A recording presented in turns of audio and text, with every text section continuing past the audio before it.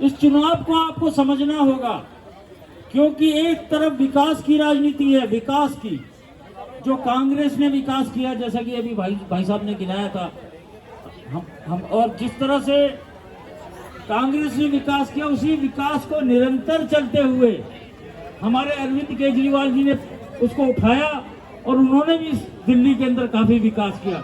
एक तरफ दो तरह के विकास हैं और एक तरफ विनाश है। तो चुनाव आपका है, आपने चुनना है किसको चुनना है, क्योंकि आपने देखना है कि विकास के लोगों को चुनना है या विनाश के लोगों को। जिस तरह से देश के अंदर जो राजनीति चल रही है इस समय दबाव की राजनीति चल रही है। हर किसी को दबा लिया जाता है, किसी न किसी छोटे केस में फंसाने का, ईडी का, सीबीआई का डर दिखाकर, लालच दिखाकर उसको अपने अंदर कर लिया जाता है, उससे वोट मांगा जाता है। जिस तरह से आज बीएसपी की जो मायावती जी हैं वो बी टीम की तरह काम कर रही हैं। आज ओबीसी मौमनन होके उनके वोट काटते हैं मुसलमानों के, ताकि बीजेपी जीत जाए, जबकि पैसा आपको पता है बीजेपी वाले लगाते हैं उन पर। तो इस राजनीति को आपको समझना है। जिस तरह से झुग्गियों के अंदर जाकर, आपको मैं बता दूं, मेरे को पता लग चुका है, मैं सब जगह से पता करके आया हूं, झुग्गियों के अंदर इन्होंने पैसा बांटा है। पैसा दिखाकर, दारू पिलाकर, इन पे सब हथकंडे हैं।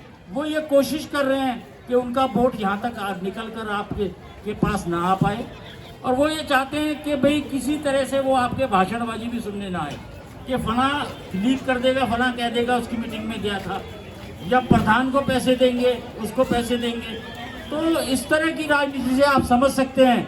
अब वापस आ जाइए उसी राजनीति पे, क्योंकि विकास की बातें तो बहुत गिना दी, वापस आ जाइए उसी राजनीति पे। ये आप लोगों को कहना है, पैसा जितना मर्जी ले लो, इन्होंने देश को बहुत लूटा है। कपड़ा दे रहे हैं, साड़ी दे रहे हैं, मशीन दे रहे हैं, कुछ भी दे रहे हैं, ले लो, लेकिन वोट अरविंद केजरीवाल को झाड़ू पर मोड़ लगा कर देना, क्योंकि इसका वोट का नहीं पता लगता। वो ये कोशिश करेंगे आप लोगों को डराने धमकाने की, लेकिन आपको डरना नहीं है, आपको किसी के दबाव में नहीं आना है। वोट मुझे मालूम है, जिस तरह से झुग्गियों के अंदर काम किया है, जिस तरह की महिलाओं के लिए 1000 की योजना आई है, जिस तरह के काम अरविंद केजरीवाल जी ने करके दिखाए हैं, किस किस को पता है कि यहाँ एक बहुत बड़ा हॉस्पिटल बन रहा है माधीपुर विधानसभा में? मेरे ख्याल बहुत कम लोगों को पता है। ये देखिए, लोगों को नहीं पता है। बड़ी बात है, 652 बेड के हॉस्पिटल का 2020 में हमने उद्घाटन किया था। 652 के बेड का उद्घाटन करने के बाद उसको आज 980 बेड का हॉस्पिटल बनकर तैयार है, सिर्फ फिनिशिंग हो रही है। 2, 3, 4 साल के अंदर वो हॉस्पिटल बन गया, जिसको कहते हैं विकास। एक फाइल अटकी पड़ी थी दूसरी के अंदर, एक यहाँ स्कूल बन रहा है। मैंने अरविंद केजरीवाल जी से इसके विषय में विचार किया, तो उन्होंने कहा वो फाइल आप निकलवा के लाइए।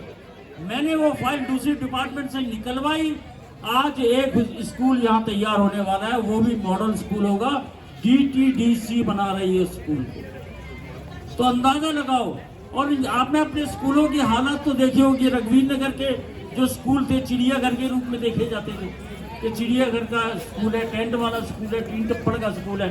आज मैं एक बस गुजरात से यहाँ मेरी विधानसभा में आई थी, मैंने इस मंदिर में उनको ठहराया था, बस को खाना वाना नहीं दिया था उन लोगों को। उन्होंने कहा सिर्फ और सिर्फ हम दिल्ली का विकास देखने आए हैं, दिल्ली के अंदर जो विकास के नाम पर काम हुआ है कि नहीं हुआ है, क्योंकि मोदी जी बड़ा विकास गिनाते हैं, उत्तर प्रदेश में योगी जी की विकास गिनाते हैं। जब मैं उत्तर प्रदेश के स्कूल देखने गया तो मुझे पता लगा, मुझे पहले तो रोक दिया गया, आप स्कूल में नहीं जा सकते।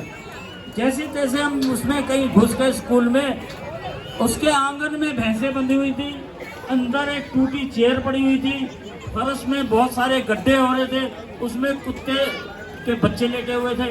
तो ये स्कूलों की हालत थी। बाहर से कलर कर देने से अच्छा नहीं हो जाता स्कूल। स्कूलों को की जो हालत अरविंद केजरीवाल जी ने बनाई है, वो ये बनाइए तो एजुकेशन देंगे, साथ में क्वालिटी एजुकेशन देंगे। क्वालिटी एजुकेशन के लिए अपने टीचर्स को उन्होंने विदेश में भेजा। ताकि हम अपने बच्चों को अच्छी शिक्षा दे सकें। और आपने अभी हाल ही में गवर्नमेंट स्कूल के रिजल्ट पढ़े होंगे, आपने किस किस ने पढ़े हैं? अखबार देखा है किसी ने? पढ़े हैं कि वो कितने अच्छे रिजल्ट आए हैं स्कूलों के, गवर्नमेंट स्कूल। प्राइवेट से अच्छे रिजल्ट आ रहे हैं। तो आप अंदाजा लगा सकते हो किस तरह की पढ़ाई एजुकेशन में काम कर रहे हैं। हर क्षेत्र में काम करके दिखाया, एजुकेशन हो,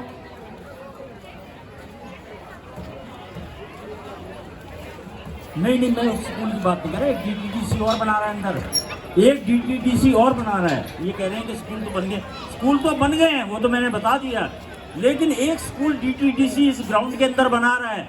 आप लोगों की जानकारी के लिए बता दूं मैं, तो आपको पता होगा कि किस तरह का मॉडल स्कूल वो बन के तैयार होने वाला है। तो इस तरह का विकास कभी देखा था? कभी देखा था? कभी कितने हॉस्पिटल बना दिए। एक आयुष्मान योजना इन्होंने बनाई, इसके फॉर्म भरवा रहे हैं। आयुष्मान योजना के अंदर जिसपे स्कूटर नहीं होगा, जिसपे घर नहीं होगा, जिसपे गाड़ी कोई व्हीकल नहीं होगा, जिसपे और क्या मोबाइल फोन नहीं होगा, उसको उस योजना का लाभ मिलेगा। आप ऐसा एक व्यक्ति झुग्गियों में से ही पकड़ के ले आओ, वहां भी नहीं मिलेगा ऐसा आदमी। तो आप ये समझ सकते हैं, योजनाओं के नाम पर लफाजी करते हैं, योजनाओं के नाम पर गुमराह किया जा रहा है लोगों को, सिर्फ गुमराह करते हैं और कुछ नहीं करते। गुमराह करने के वो कोशिश करते हैं हम वोट ले लेंगे। कभी बॉर्डर पे हिंदू मुसलमानों का झगड़ा दिखा देंगे, कभी कुछ दिखा देंगे, कभी कश्मीर का मुद्दा उठा देंगे। तो आपका जो ध्यान है उसको डाइवर्ट करने की कोशिश करते हैं ताकि आपका ध्यान उधर डाइवर्ट हो जाए। और हिंदू मुसलमान करके अभी इन्होंने थोड़े दिन पहले प्रयोग भी किया है, स्कूलों के अंदर बम रखे हैं। किस किस को पता है? स्कूलों के अंदर बम रखे हैं। क्या एक टाइम में ऐसा हो सकता है सभी स्कूलों में बम रखे जा सके? नहीं हो सकता। इसीलिए सारे पेरेंट्स में भगदड़ मच गई, सारे स्कूलों में गए। मैं 6 स्कूलों में गया, 4 स्कूल उधर के गया। मैंने लोगों को समझाया आप चिंता मत कीजिए, नहीं हमारा बच्चा दे दीजिए। तो हो सकता है उनकी एक साजिश हो कि पोलिंग स्टेशन जिस दिन 25 तारीख को वोट डालने हो, कह दे पोलिंग स्टेशन में बम रखा है, आप ध्यान रखना, कहीं ऐसा ना मुझे कह दे। तो इसके बाद डर के मारे आप जाओ ना वोट डालने। तो मैं ये कह दूं उनको ये डर है, क्योंकि ये हार का डर है जो आपको उनको सता रहा है। कहते हैं उनको हार का इतना ज़्यादा डर हो गया है, वो अफवाह भी फैला सकते हैं, कुछ भी कर सकते हैं, किसी भी स्तर तक नीचे गिर सकते हैं। तो ये नीचे गिरने की स्थिति आ चुकी है। मैं फेसबुक पर सोशल मीडिया के माध्यम से देख रहा हूँ, सोशल मीडिया, क्योंकि और मीडिया तो बचा नहीं, अपने मीडिया पे तो अपना ही सिखाएंगे।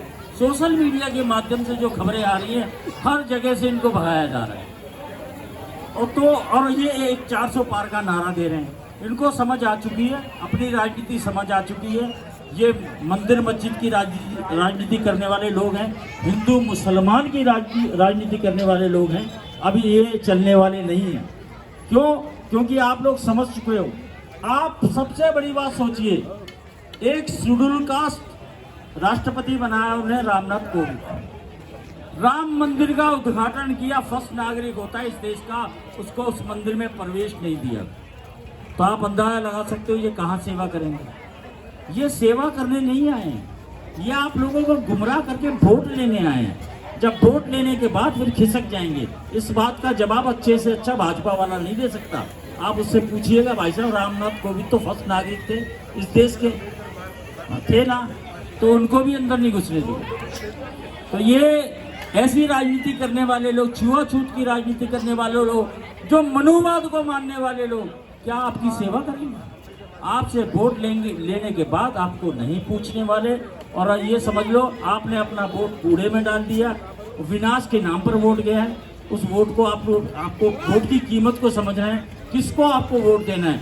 और किसी के बहकावे में नहीं आना, शराब के बहकावे में नहीं आना, या फना कह देगा, जो कह रहा है कहने दो। इस समय मैं अंदर से देख रहा हूँ लहर कौन सी है। जो कह रहा है कहने दो, कहे कांग्रेस को देना है, बीजेपी को देना है, इसको देना है, फलाने को देना है, जिसका भी कहे हाँ जी नमस्कार।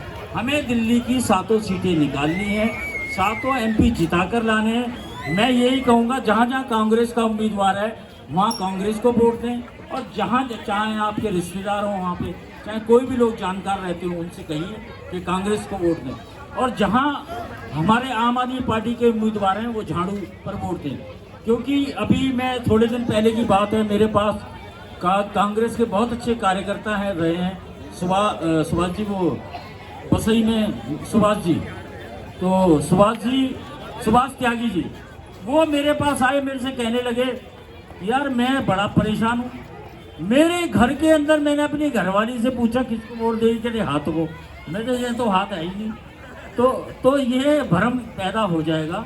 इस भ्रम में कोई ऐसा चुनाव चिन्ह ना दे दें, वो चुनाव चिन्ह ऐसा ना दे दें जिसको मिलता जुलता हाथ लगे। तो इसलिए मैं आप लोगों से यही अपील करूंगा, इंडिया गठबंधन के उम्मीदवार मावन मिश्रा जी का चुनाव चिन्ह है झाड़ू, झाड़ू पर मोहर लगानी है। एक बार फिर से मैं आप लोगों से बोलूं, राजेश बेसर जी हमारे बीच में मौजूद हैं, अभी आप चलेंगे थे यहाँ से, और तो सभी साथियों का बहुत सम्मान है और